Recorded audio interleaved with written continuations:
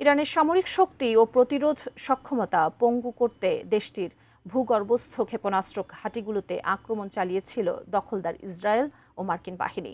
কিন্তু আদৌ কি ধ্বংস করতে পেরেছিল তারা?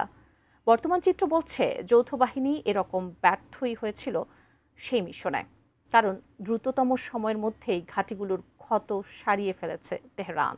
বিস্তারিত ডেস্ক রিপোর্টে। ইরান যুক্তরাষ্ট্র যুদ্ধে দখলদার ইসরায়েল ও মার্কিন বাহিনীর উদ্দেশ্য ছিল ইরানের ভূগর্ভস্থ ক্ষেপণাস্ত্র ঘাঁটিতে থাকা দূরপাল্লার ক্ষেপণাস্ত্র ও লঞ্চার ধ্বংস করা, যাতে হরমুজ প্রণালীর মতো কৌশলগত রুটে এবং তেল আবিবের দিকে নতুন করে আর কোনো হামলা চালাতে না পারে দেশটি। যুক্তরাষ্ট্র দাবি করেছিল ইরানের আর একটি ঘাঁটিও অক্ষত নেই, কিন্তু তাদের সেই দাবিকে ভুল প্রমাণ করে খুব অল্প সময়ের মধ্যেই পুনরায় ঘাঁটিগুলো সচল করতে সক্ষম হয়েছে মোস্তফা বাহিনী। ইরান তাদের ভূগর্ভে চাপা পড়া অস্ত্র ভাণ্ডারগুলো দ্রুত পুনরুদ্ধার করে ফেলেছে। দেশটি এখন ইসরায়েল এবং মধ্যপ্রাচ্যের অন্যান্য দেশে আরও অনেক বেশি দূরপাল্লার ক্ষেপণাস্ত্র নিক্ষেপের প্রস্তুতিও নিচ্ছে। বিশেষজ্ঞদের মতে ইরানের এই তৎপরতা মার্কিন বোমাবর্ষণ কৌশলের সীমাবদ্ধতাকেই স্পষ্ট করে তুলেছে।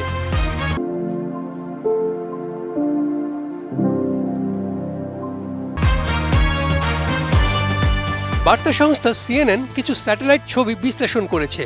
সেখানে দেখা যায় বুলডোজার ও ডাম্প ট্রাকের মতো সাধারণ যন্ত্রপাতি ব্যবহার করেই ইরান তাদের ভূগর্ভস্থ ক্ষেপণাস্ত্র ঘাঁটিগুলো উন্মুক্ত করতে সক্ষম হয়েছে। এর ফলে দেশটি আবারও দূরপাল্লার ক্ষেপণাস্ত্র মোতায়েন ও উৎক্ষেপণের সক্ষমতা অর্জনের পথে এগিয়ে গেল।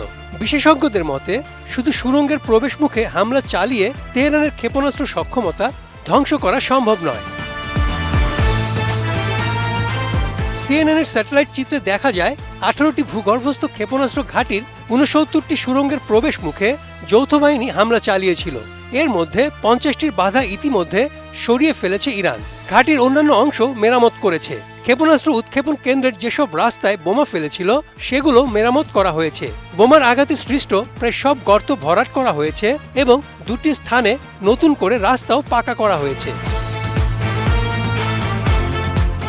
ঘাঁটিগুলো আবার চালু করতে ইরান বিভিন্ন ধরনের নির্মাণ ও মাটি কাটার সরঞ্জাম ব্যবহার করেছে।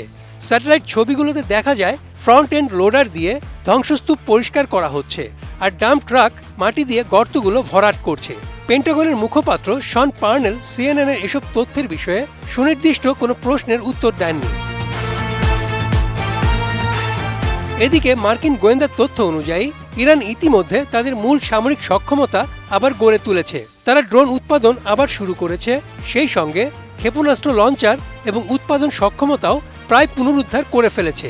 বিশেষজ্ঞরা মনে করছেন ইরানের ভূগর্ভস্থ ঘাঁটিগুলোতে এখনও প্রায় 1000 ক্ষেপণাস্ত্র মজুত রয়েছে।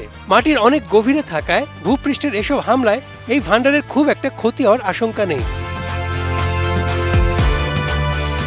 Desk report, ATN news.